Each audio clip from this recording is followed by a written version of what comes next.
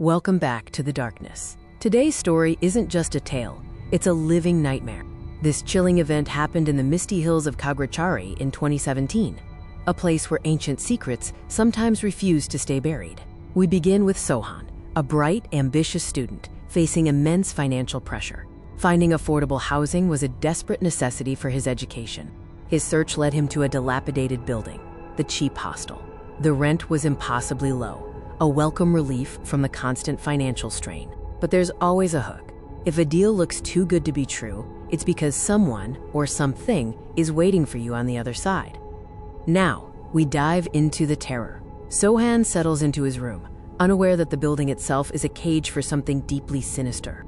Upon arrival, the hostel exterior seemed normal, but inside, the air was stagnant, heavy. The dust felt like it was watching him, a building breathing dread. It's 2:45 a.m. Sohan is deep in sleep when a sound erupts, like a sledgehammer hitting wood. Bang, bang. He checks the hall, empty, but the temperature has plummeted to freezing. He crawls back to bed, and the door handle starts turning, slowly, rhythmically. Then, the pleading of a woman, a wet, heavy thud, and a guttural male voice saying, "I found you." Just as the terror reached its peak, the azan breaks the silence. The chilling transition from pure supernatural terror to the confusing, blessed light of morning. The terror didn't end with the dawn. The daytime only brought more questions, and a cryptic warning that would soon be tested. Sohan meets Tarakul, a mysterious senior, who doesn't offer help but a terrifying fact. Room 402 has a history of blood. Don't look at the shadows for too long. On the second night, she wasn't just a sound. Sohan woke to find a woman standing at the foot of his bed, dripping wet hair, empty void eyes, and the smell of old copper. She whispers, "It's cold where he left me." Then the door doesn't just shake, it splinters. Sohan realizes the ghost is not just haunting the room, she is reliving her murder. The haunting was too powerful to face alone. The students banded together, preparing for a night that would be far worse than anything they had imagined. The students huddled together.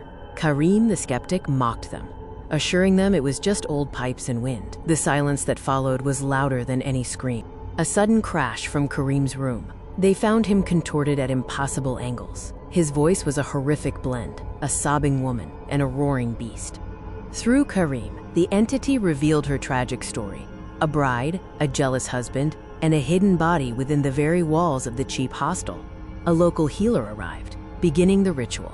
The hostel seemed to breathe in pain, an agonizing, palpable struggle between the living and the dead. Morning broke once more, but the scars this time were physical, lasting, and confirmed the horror they endured.